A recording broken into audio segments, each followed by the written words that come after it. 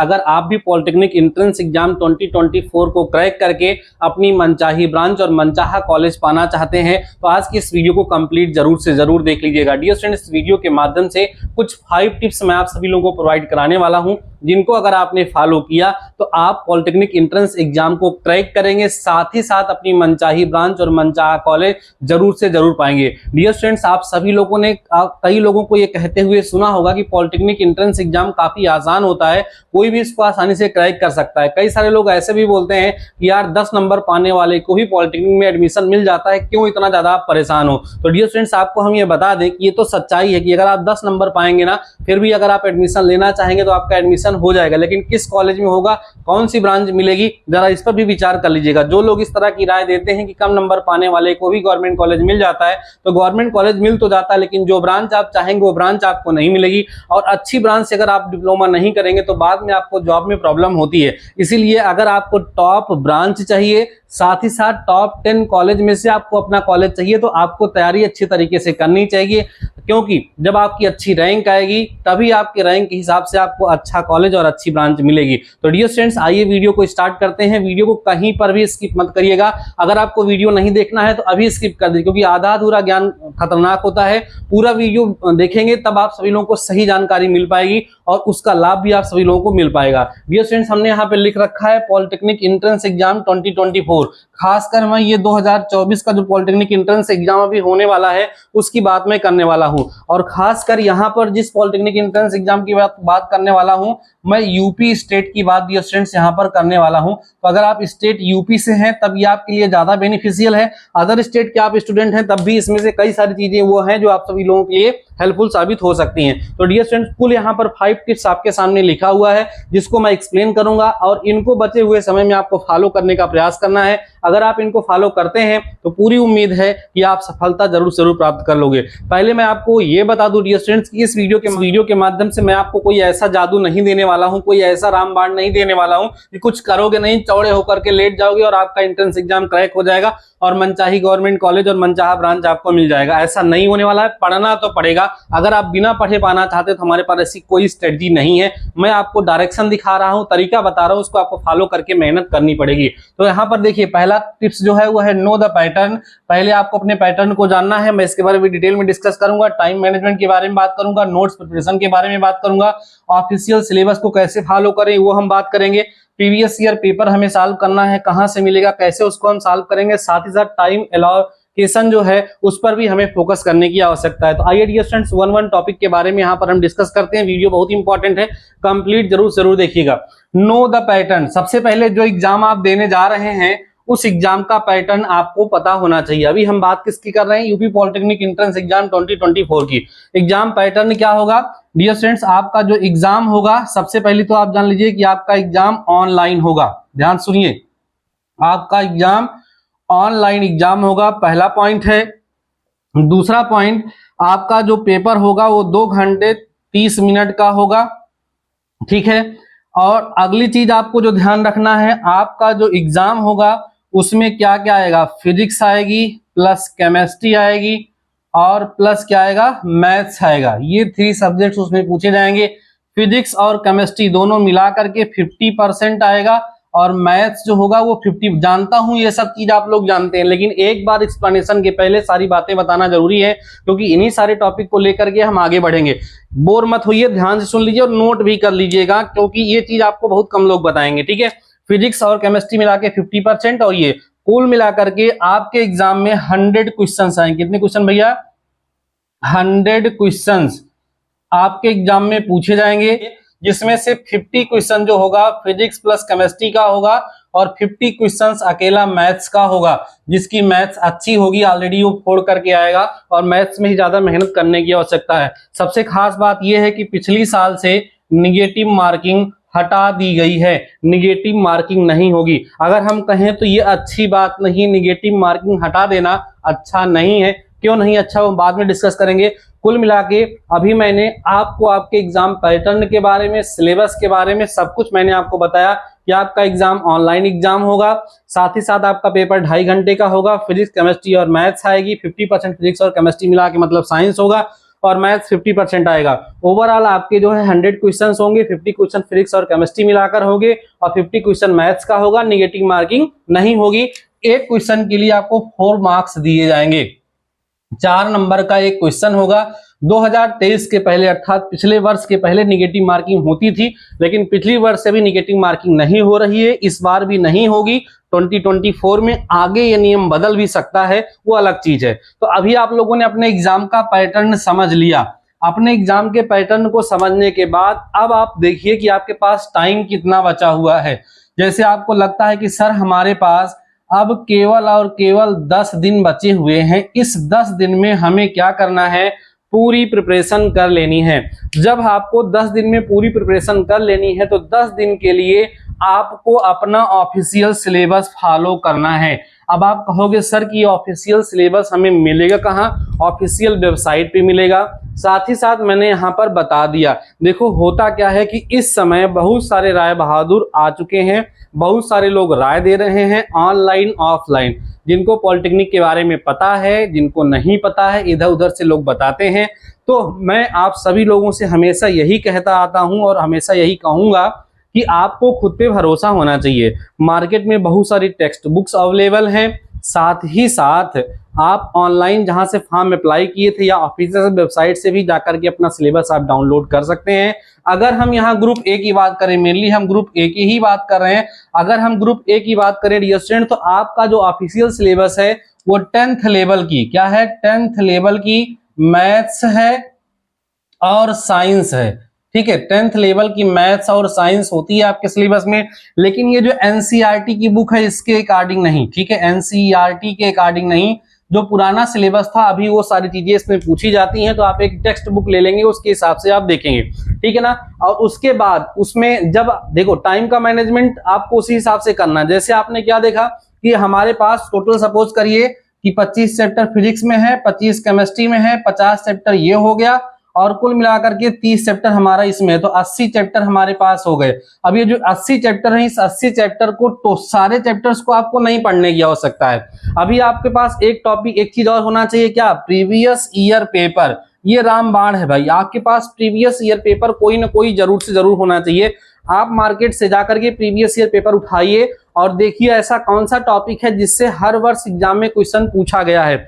उस टॉपिक को अपनी एक नोट्स बनाना शुरू कर दिए। नोट्स में सबसे पहले आपको इंपॉर्टेंट चैप्टर्स को लिख लेना है कि मैथ्स में कौन सा सबसे ज्यादा इंपॉर्टेंट है। देखो पूरा पढ़ने की आवश्यकता नहीं है, स्ट्रेटजी, प्रॉपर स्ट्रेटजी दिमाग लगा करके पढ़ना है।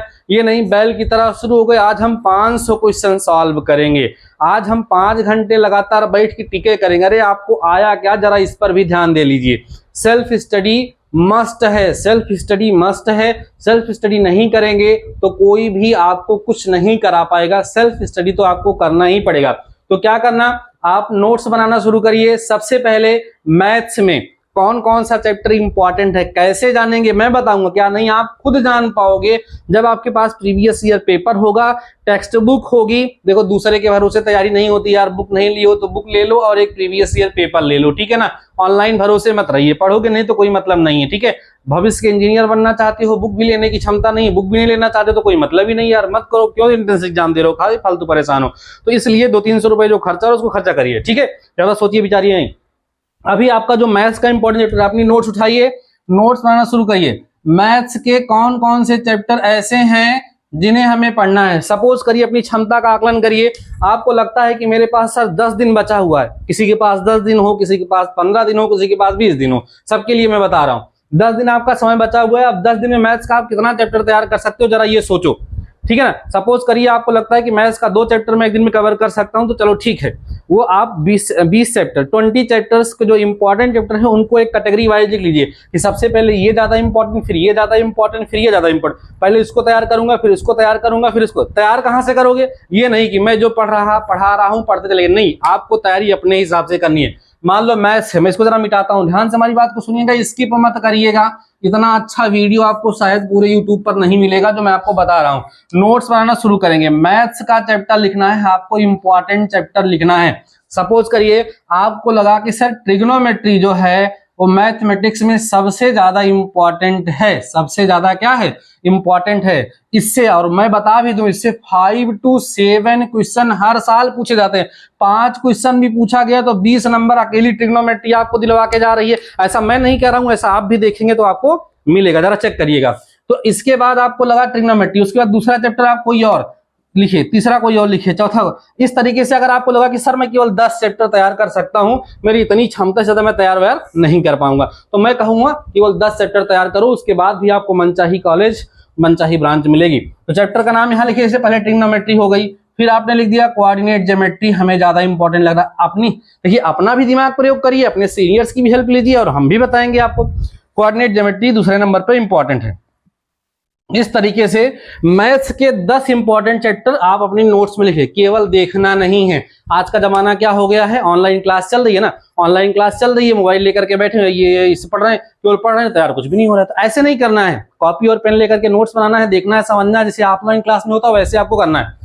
तो इस तरीके से मैथ्स के इंपॉर्टेंट चैप्टर लिखेंगे, फिर फिजिक्स के लिखेंगे, और केमिस्ट्री के इंपॉर्टेंट चैप्टर्स आप लिखेंगे। आपको लगता है कि एक दिन में मैं सर 3 चैप्टर तैयार कर सकता हूं, एक मैथ्स का, एक फिजिक्स का और एक केमिस्ट्री का। तो आप क्या करिए, मैथ्स का पहला चैप्टर आप देखिए कौन सा। आप मेरे हिसाब से मत पढ़िए, किसी दूसरे यूट्यूब चैनल के हिसाब से ना पढ़िए, आप अपने हिसाब से पढ़िए। आपको पहला चैप्टर आपका ट्रिग्नोमेट्री है, ये आपने डिसाइड किया है कि हम पहले इसको तैयार करेंगे। तो अब आपको इसको तैयार कैसे करना है, एक तो आप सेल्फ स्टडी करके तैयार कर सकते हैं, दूसरा आपको ये नहीं आता है तो यूट्यूब पे आपको सर्च करना है trigonometry for polytechnic entrance exam. बहुत सारे वीडियोस मिल जाएंगे, मैंने खुद पूरी ट्रिग्नोमेट्री एक ही लेक्चर में कवर किया है, इस वीडियो के डिस्क्रिप्शन में उसका लिंक भी दे दूंगा। आप वही एक वीडियो देख लेंगे और उसके बाद फिर क्वेश्चन सॉल्व कर लेंगे, आपका ये टॉपिक तैयार हो गया। अब ये टॉपिक जब तैयार हो गया, इससे कुछ क्वेश्चंस, कुछ इंपॉर्टेंट जो आपको लगे उनको आप अपने नोट्स में लिखते गए, उनको कलेक्ट करते चले गए। यही काम आप दूसरे चैप्टर किए, अगले दिन किए, ऐसे दूसरे दिन किए। मतलब आपको अपने हिसाब से पढ़ाना है। सामने वाला जो थोप दे रहा है, मेरा आज मन कर रहा है कि ट्रिग्नोमेट्री नहीं पढ़ाऊंगा, मेरा कुछ और पढ़ाने का मन है, आप वो पढ़ने बैठ गए, नहीं, आप अपने हिसाब से अपनी प्रिपरेशन करेंगे तो ज्यादा अच्छे से आप कर पाएंगे, इसको ध्यान रखिए।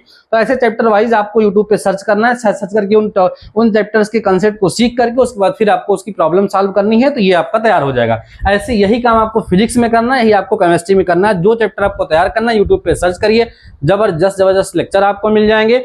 कोई जरूरी नहीं कि हमारा लेक्चर देखिए, किसी का भी लेक्चर देखिए, चैप्टर तैयार करिए, उसका क्वेश्चन सॉल्व करिए। तो इस तरीके से उन्हें चैप्टर आपके तैयार हो जाएंगे और बेहतरीन तरीके से फिर चौड़ होकर के जाकर के अपना पेपर दीजिएगा और आपको अच्छे से अच्छा नंबर वहां पर आपको मिलेगा। इसके बाद प्रीवियस ईयर पेपर प्रयास करिएगा, एग्जाम के 5 दिन पहले से एक पेपर सॉल्व करने का प्रयास कर लीजिएगा, बड़ा अच्छा हो जाएगा। टाइम अलोकेशन, टाइम का ध्यान जरूर दीजिए।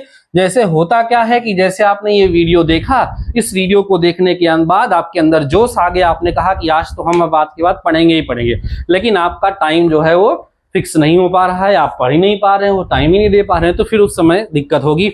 अगर आपने डिसाइड कर लिया कि सुबह 7 से लेकर 10 तक हम लेक्चर्स देखेंगे, या आपने ये डिसाइड कर लिया कि सुबह 7 से लेकर के 8 तक या 7 से लेकर के 10 तक हमें मैथ्स का एक चैप्टर तैयार करना, वो चैप्टर कौन है आपने डिसाइड किया है, तो आप 7 से 8 एक घंटे या 1.5 घंटे आपने वीडियो देख लिया, लेक्चर देख लिया, बचे हुए 1.5 घंटे में आपने क्या किया, क्वेश्चन सॉल्व किया, और तब ये तैयारी खत्म हो गई। अगली बार फिर आप मान लीजिए दूसरी सीटिंग लगाए कि हम 11 बजे बैठेंगे, 1 बजे उठेंगे, फिर वही काम करेंगे, फिर शाम को 3 बजे बैठेंगे तो 7 बजे उठेंगे। इस तरीके से 2-3 शिफ्ट आप लगा लीजिए, डिसाइड कर लीजिए कि 2-2 घंटे का। देखो लगातार अगर हम सोचें 10 घंटे पढ़ ले तो नहीं पढ़ पाएंगे, लेकिन ऐसे 2-3-4 सीटिंग हम लगा सकते हैं। सुबह 6 से लेकर के 9 तक का सीटिंग लगा लिए, फिर दोपहर में 11 से लेकर के 2 बजे तक, 3 बजे तक लगा लीजिए, शाम को 3-4 सीटिंग में अलग अलग करके आप इस तरीके से पढ़ेंगे तो आपके लिए बेहतर होगा। ये मैं सारा कुछ मुझसे ही ना पूछ लीजिए ना, आपको अपने टाइम के हिसाब से, मान लीजिए किसी को सुबह कोई काम रहता है, घर का काम रहता है, तो वो हिसाब से आपको टाइम मैनेज करना है। मुझे लगता है कि आपको समझ में आ गया होगा क्या करना है। पैटर्न आपको नहीं पता था तो मैंने बता दिया, आप लोग जान गए। टाइम आपके पास कितना दिन बचा हुआ है उस हिसाब से अपनी क्षमता का आकलन कर लो यार, कि 10 दिन बचा हुआ है तो मैं 30 चैप्टर ज्यादा नहीं तैयार कर पाऊंगा। एक फिजिक्स का, एक केमिस्ट्री का, एक मैथ का, 3 चैप्टर दिन में मैं तैयार कर सकता हूँ, ठीक है। तो उसी हिसाब से आप वो 10-10 चैप्टर छांट लीजिए, उसको क्या करिए, तैयार कर डालिए, नोट्स बना डालिए और ऑफिशियल जो सिलेबस है उसको फॉलो करिए। ऑफिशियल सिलेबस क्या मैंने बता दिया, प्रीवियस ईयर पेपर को सॉल्व करिए और टाइम जरूर मैनेज कर लीजिए कि हाँ दिन भर में हमको इतने घंटे पढ़ना है, उसकी अलग अलग सीटिंग लगा लीजिए और पढ़िए। तो ओवरऑल आपने देखा होगा कि इस वीडियो में कोई जादू नहीं दिखाया गया कि ये जादू मारो, ये मंत्र मार दो भैया और आप टॉप कर जाओगे, आपकी पहली रैंक आ जाएगी। मेरी गारंटी है कि मैं आपको टॉप करा दूंगा, ऐसा मैं कुछ नहीं बोला हूं, मैं ऐसा हो ही सकता है। केवल एक ही है, करना क्या है, आपको पढ़ना है। जिस हिसाब से मैंने पढ़ाया वैसे या अपने हिसाब से भी आप सभी लोग पढ़ सकते हैं। मुझे लगता है कि ये वीडियो आपको मोटिवेट किया होगा और इसको आप लोग फॉलो करेंगे और अगर आपको पसंद आए तो अपने दोस्तों तक शेयर करेंगे। बाकी अगर आपके माइंड में कोई क्वेश्चन है, कोई डाउट है या कोई टॉपिक हमसे आप पढ़ना चाहते हो तो कमेंट सेक्शन में कमेंट करके पूछ सकते हैं। बाकी डियर फ्रेंड्स, मिलते हैं नेक्स्ट वीडियो के साथ, तब तक ये शानदार रहिए और पढ़ते रहिए।